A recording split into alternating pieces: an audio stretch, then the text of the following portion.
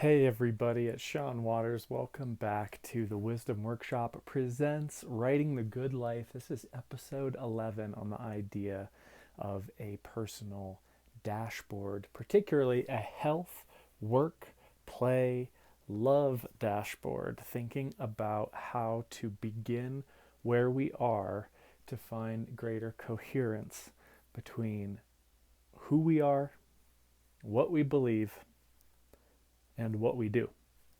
One of the goals of writing the good life here, kind of at the intersection of writing and existentialism, is to identify problems that we have to see if they are gravity problems. And this is, if you want to dive deeper into this, this is from Bill Burnett and Dave Evans' wonderful book, Designing Your Life, which is this idea that instead of trying to figure out exactly where we're going, we might have a belief that we need to figure out where we're going. I think this is an unhealthy belief to have in a lot of situations, and they also identify this as a belief that we can reframe. Instead of feeling like I need to figure out where I'm going, we can reframe that to be I need to better understand where I am and take stock of where I am. There's a lot of stories in this book that we're not going to go into in this episode that connect to people's ability to change their work a little bit, or change how they engage with their work a little bit, to incorporate more play, or even to incorporate more love if we interpret love a little bit more broadly. So that it's not just that each of these are completely distinct, but that by taking good stock of where we are, we can identify which problems are problems that we can't do anything to change. Like if we don't like the fact that we can't fly, it's going to be a difficult problem to solve because of gravity. Likewise, if we don't like the fact that we have to work, it's going to be a difficult problem to solve because we do have to work. What we're going to be looking at this week more specifically is how we can begin to creatively approach these domains of our life for greater freedom and existential agency. I talked in a previous episode that there's these three foundations to living a good life, namely a sense of purpose. That could be a religious, spiritual, humanitarian, some kind of meaning beyond ourselves, which includes ourselves, a sense of projects, doing things, engaging in projects that have some kind of worth to us, and the sense of people. So people, projects, and purpose. This is another picture of how we might consider the components of living a good life, one that's balanced and healthy. And so I do want to start, I think it's interesting that they start this with health, because without health, the rest of this conversation doesn't really work as well, and it's not as significant and important. So we're thinking about in terms of health, we can put down and visually see where are we on, if I had this as my dashboard, just like if I got into a car and I'm driving, now I'm driving my life, or I'm thinking about driving my life in new ways. We've got to know where we're starting. And for health, we can look at our physical health. So it's our sense of breathing, posture, diet, exercise. We can also look at our emotional health. That's our sense of engagement, involvement, feelings, and honoring our feelings.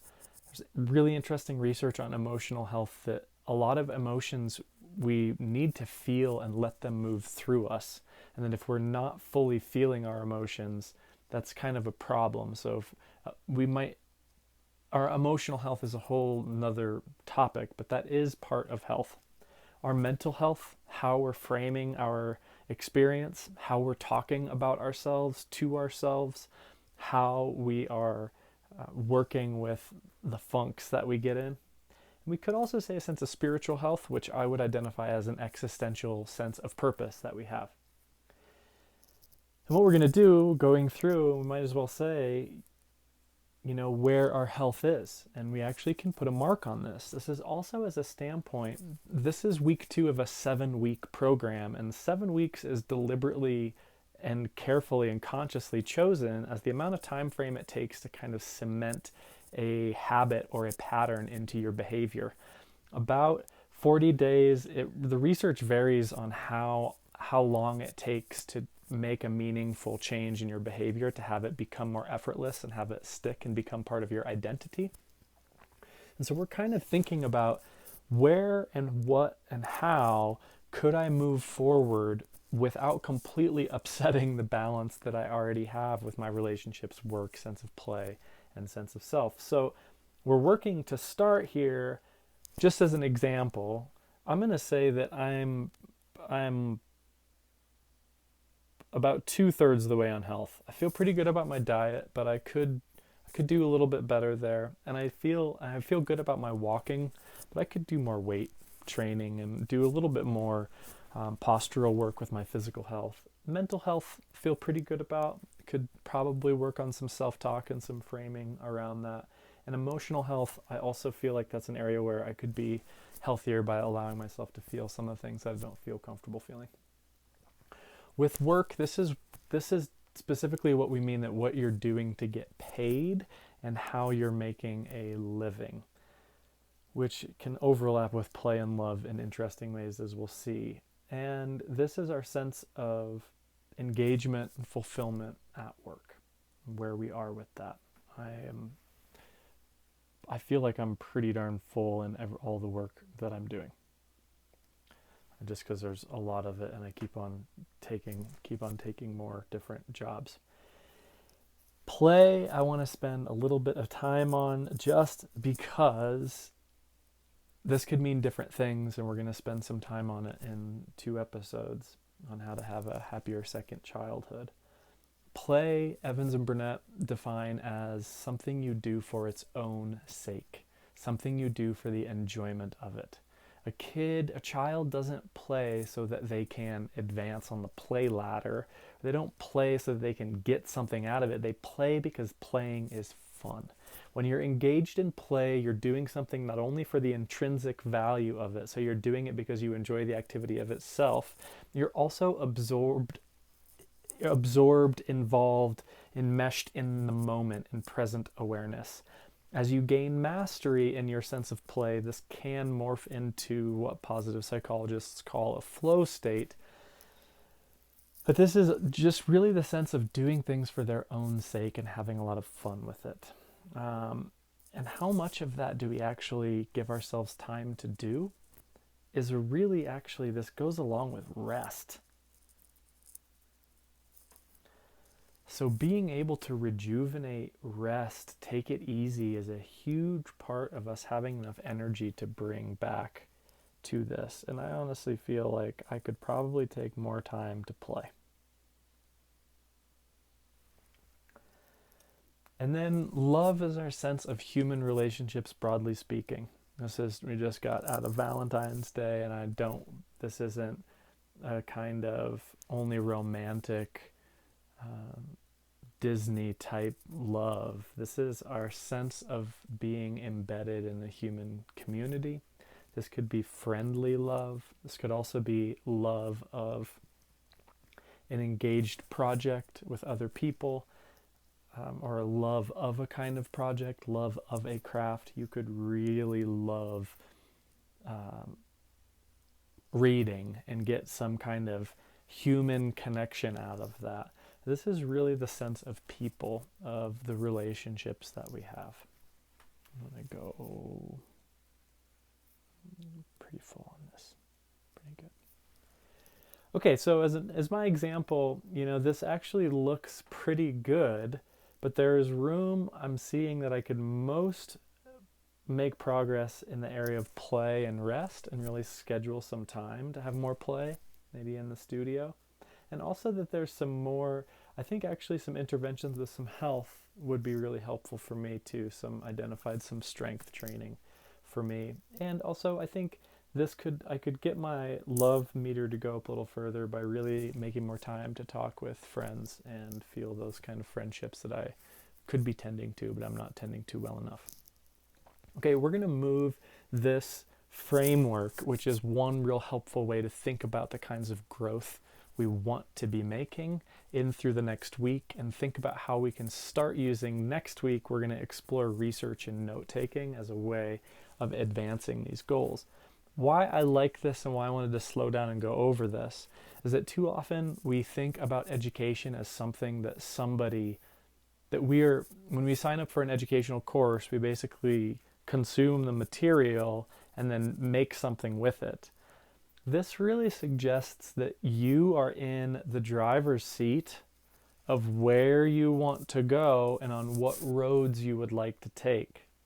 Based on where you are, you get to choose. Let's say this could be your compass, and you could be like, you know what, I want to fill myself up on even more work. I'm ready. I'm at a good stage of that. Or you could be like, you know what, I'm at a stage of my life where I'm at way less work, or whatever that's going to be. The point is that we're looking at this idea as a way for you to take greater agency on a day-to-day basis of what and where you want to fill your tank, change your dashboard to be able to see where you could progress and where you want to progress. This is the foundation of really the big philosophical debate in the background of this entire course, which is between existentialism and determinism. How free am I? In what ways am I free? And how can I become more free? What is the path towards greater freedom? On the flip side, in what ways am I not free? In what ways am I determined? And how can I embrace and accept and work with that space that I am determined inside of? Each of these kind of readings can give us a sense of a pulse, a frame of where we are in that spectrum between being free and being determined, between choosing and accepting where we are. This reminds me, and when we think of starting where you are, you might know the Serenity Prayer that is a famous Christian prayer, also featured in Kurt Vonnegut's Slaughterhouse-Five, and I might get this not quite right. Lord, grant me the serenity to accept the things I cannot change, the courage to change the things that I can change, and the wisdom to be able to know the difference between what I can and cannot change. This is going to connect to our understandings of Stoicism, which is really the two pillars of Stoicism, our understanding the things that we can't change and not trying to change them, and understanding the things we can change and working to change those. In each of these categories, there's going to be problems that we cannot change and problems that we can change. When we identify where those problems are and how we might work on that, then we start opening the door to actually authentic agency in our education and research, which is going to open up new opportunities to expand, deepen our love, new meaningful opportunities for play and rest, more fulfilling work or different kinds of work, or less work that's more fulfilling, and a greater sense of mental, emotional, physical, and existential health. So I hope this idea helps. Remember, the coherence we're going for is that our identity, who we are, our beliefs of what we're here for, and our actions on a day-to-day and life basis are working together. And we're still feeling that out. This is a great exercise. In fact, if you like this visual representation, they're kind of fun little things to draw in your journal, and you can kind of chart those out and say, like, yeah, I actually really like this, or where you are. So I hope this is helpful. If you want to comment below on what we missed, I think the bonus is to figure out your own. What would this be? If you had another dashboard that's not health, work, play, or love, what would that be? Did they miss anything? Once again, if you like these ideas, I would highly recommend checking out Designing Your Life by Bill Burnett and Dave Evans. And we will be back next time talking about their idea of a compass that is a connection of your work view and life view, and how we can use the compass and our dashboards to begin laying out our path and our navigation next week. Thanks. Hope this helped. Let me know if you have any questions, and we'll see you next time.